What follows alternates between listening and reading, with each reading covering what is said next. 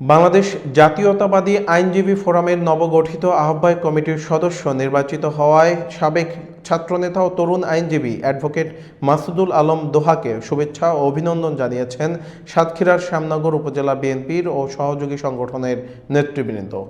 SK সিরাজের প্রতিবেদনে থাকছে বিস্তারিত। বৃহস্পতিবার বিকেলে উপজেলা বিএনপির কার্যালয়ে এক আনন্দ ঘন পরিবেশে সংক্ষিপ্ত শুভেচ্ছা ও অভিনন্দন অনুষ্ঠানের আয়োজন করা হয়। সভাপতিত্ব করেন উপজেলা বিএনপির সাবেক সভাপতি ও জেলা বিএনপির সদস্য আলহাজ মাস্টার আব্দুল ওয়াহেদ। অনুষ্ঠানের উপস্থিত ছিলেন উপজেলা বিএনপির সাবেক যুব বিষয়ক সম্পাদক জহুরুল হক অপ্পু, নবনির্বাচিত আহ্বায়ক কমিটির সদস্য অ্যাডভোকেট মাসুদুল আলম দোহা, সাবেক ছাত্রনেতা আজিজুর রহমান আজিবর, পৌর বিএনপির সাবেক সাধারণ সম্পাদক খান আব্দুস সবুর সহ বিএনপি যুবদল, স্বেচ্ছাসেবক দল, ছাত্রদল ও শ্রমিক দলের নেতৃবৃন্দ। নেতারা অ্যাডভোকেট দোহাকে শুভেচ্ছা জানিয়ে বলেন, তার নেতৃত্বে জাতীয়তাবাদী আইনজীবী ফোরাম আরও শক্তিশালী হবে এবং আইনি লড়াইয়ের বিএনপির ভূমিকা আরও বেগবান হবে। একই সাথে দেশব্যাপী গণতান্ত্রিক আন্দোলনের তিনি বলিষ্ঠ ভূমিকা রাখবেন বলেও আশা প্রকাশ করেন তারা।